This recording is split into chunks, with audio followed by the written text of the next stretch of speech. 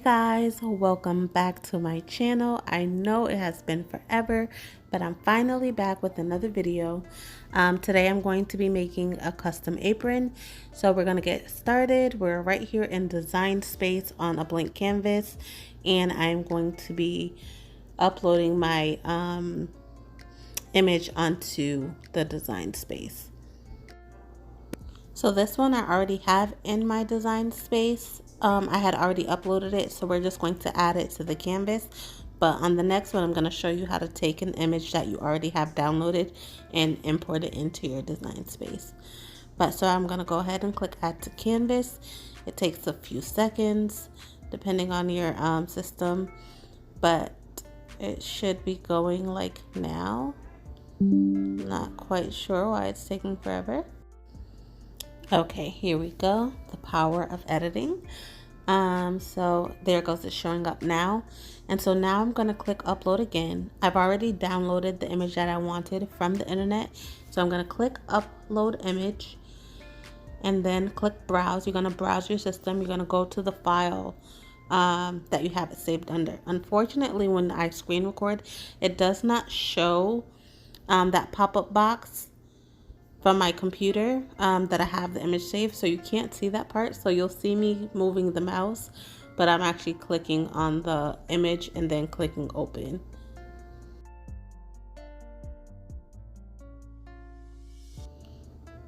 So now, as you can see, it is the New York like Yankee like symbol. I'm going to click that this image is moderately complex because it makes it a little more clean. It is more of a simple image, so you can hit simple. But the more details your image has, the you want to basically not do simple. Okay, I'm going to click apply and continue. And I'm going to save this as a cut image. And that's a simple one.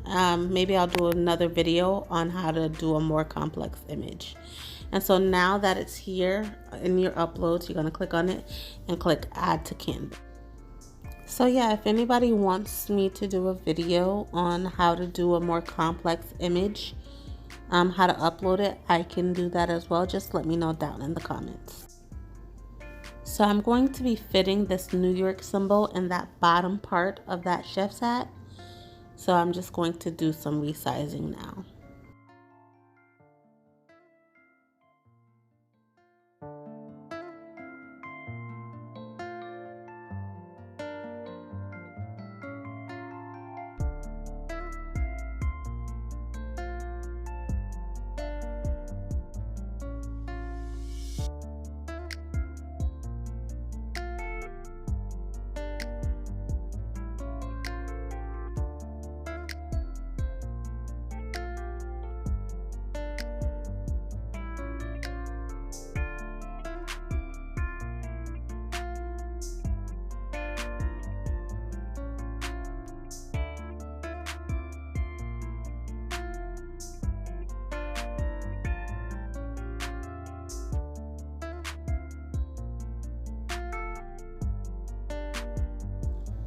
So if you notice, there's like a line under the New York symbol.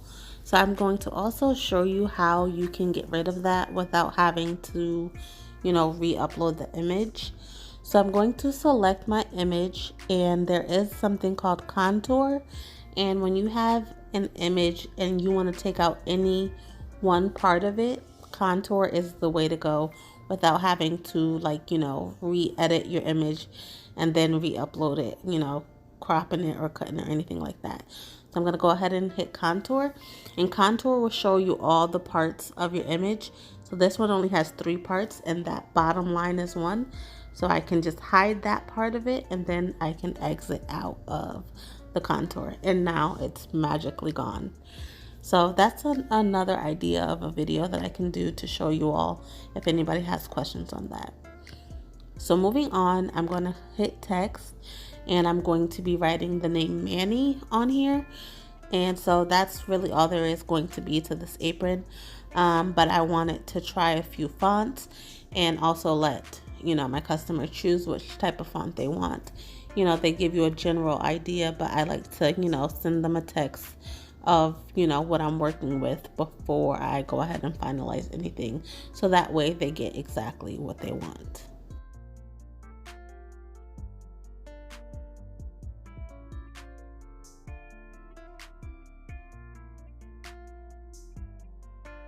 So here I just go through a few fonts and, you know, just kind of see what looks good together. And this time I'm only going to give the customer 2 options. But most of the time I will ask, you know, do you want like a script like font or cursive like font? Do you want, you know, it to be bold? Do you want it to be blocky? You know, get an idea of what they want. This time she just kind of told me to do whatever. So I chose the 2 that I liked, and then I sent it over to her to see what she thought.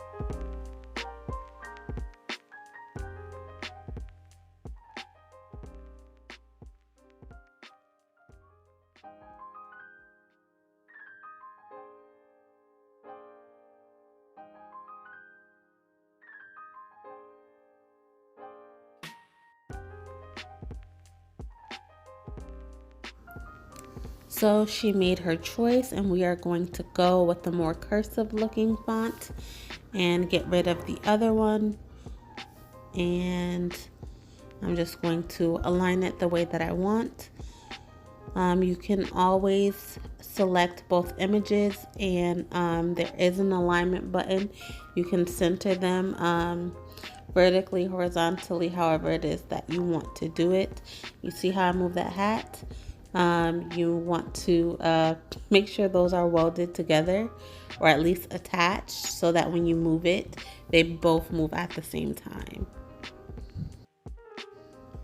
So now I'm going to select the hat and the writing so that I can go ahead and align it. You're going to click align. I'm centering it horizontally or vertically.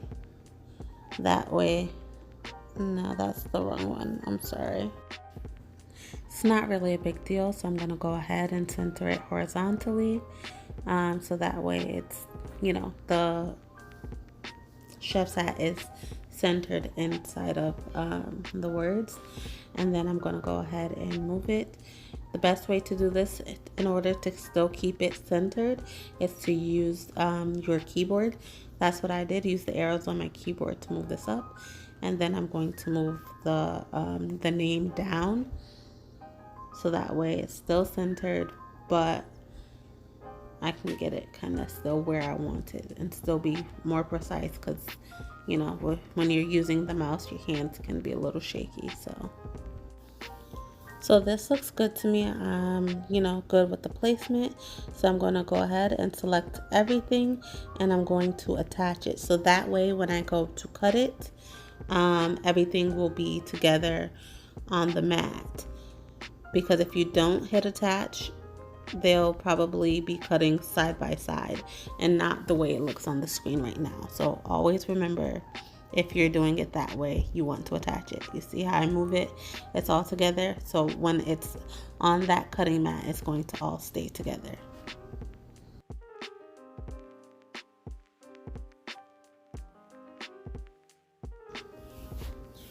Not sure why Design Space was taking so long today with everything, but it should be working. Okay, there we go. So that's my image. I am doing iron-on, so I'm going to go ahead and mirror that. So that way, once I iron it on, it'll be the right way. If you don't do it, it'll be opposite. I'm going to go ahead and hit continue, and then you plug in your machine, let it cut.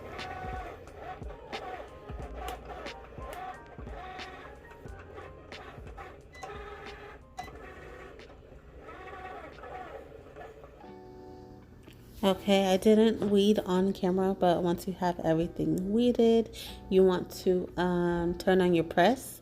I have mine at, I think on this day I had it at 325. Had it at a little bit less heat than I normally use on cotton because of the material of this apron. But normally if it was just a t-shirt, I would have mine on 375, but on this day I had it at about 325. I wouldn't recommend going more than that if you have like a mixed fabric, and in this case it was a mixed fabric. So I always recommend using a lint roller, especially on black fabric. Also, as I always say, make sure you have your placement the way you want it, because once you iron it on, there is no undoing it. And yeah, you're gonna mess up a whole piece of material, a whole apron, a whole shirt, a whole whatever it is that you're pressing your item on. So make sure it's right. I don't care if it takes you 20 minutes to keep eyeing it, to keep checking it. It's worth it, so that you don't have to end up going out to the store or, you know, having to redo something.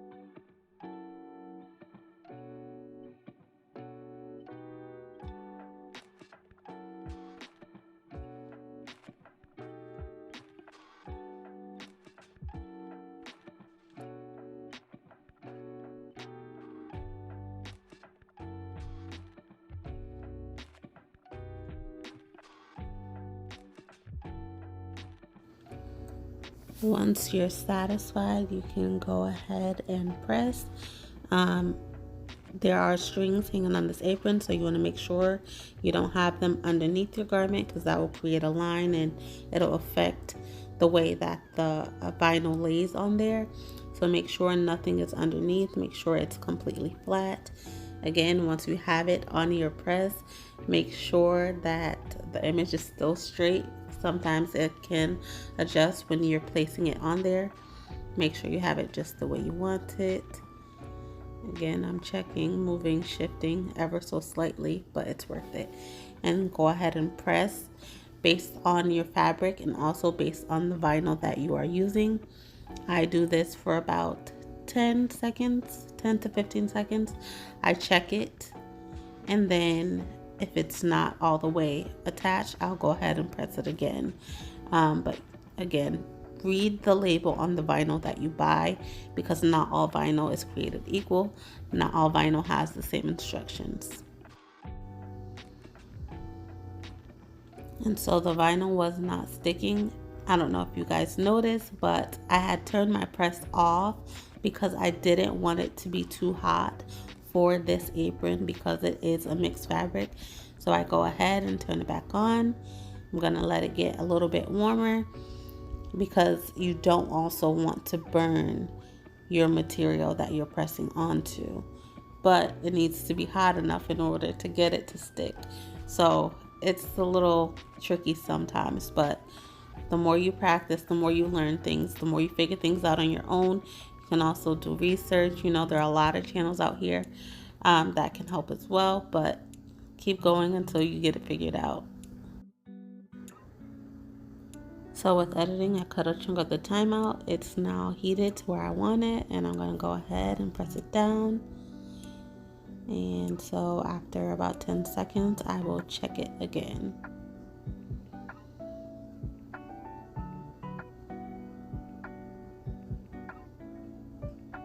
And my camera is falling. And so here is the final product. It went on great, and this is it from another angle. I hope you like it, and we'll see you next time. Give us a subscribe, hit that button.